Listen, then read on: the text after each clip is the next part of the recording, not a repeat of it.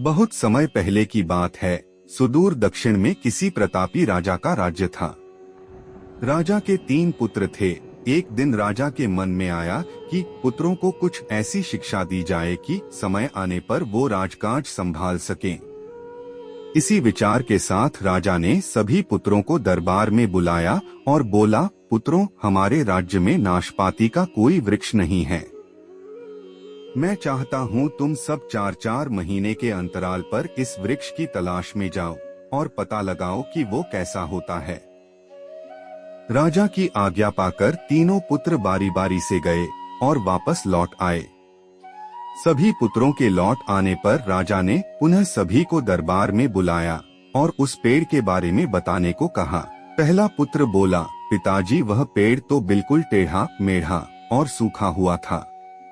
नहीं नहीं, वो तो बिल्कुल हरा भरा था, लेकिन शायद उसमें कुछ कमी थी क्योंकि उस पर एक भी फल नहीं लगा था। दूसरे पुत्र ने पहले को बीच में ही रोकते हुए कहा।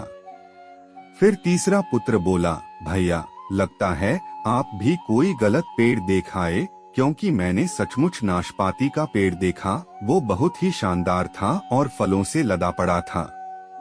और तीनों पुत्र अपनी अपनी बात को लेकर आपस में विवाद करने लगे।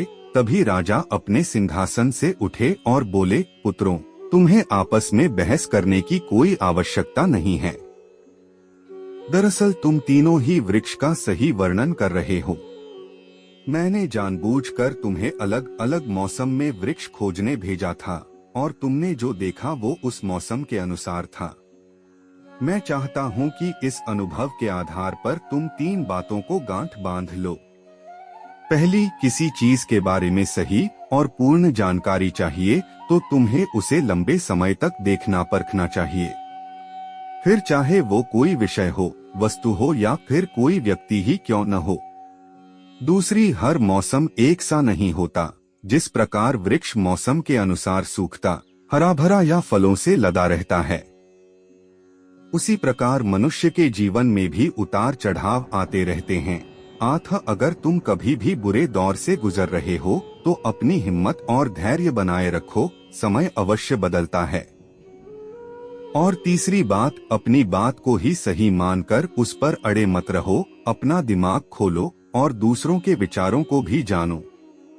यह संसार ज्ञान से भरा पड़ा है, चाह कर भी तुम अकेले सारा ज्ञान अर्जित नहीं कर सकते। इसलिए भ्रम की स्थिति में किसी ज्ञानी व्यक्ति से सलाह लेने में संकोच मत करो।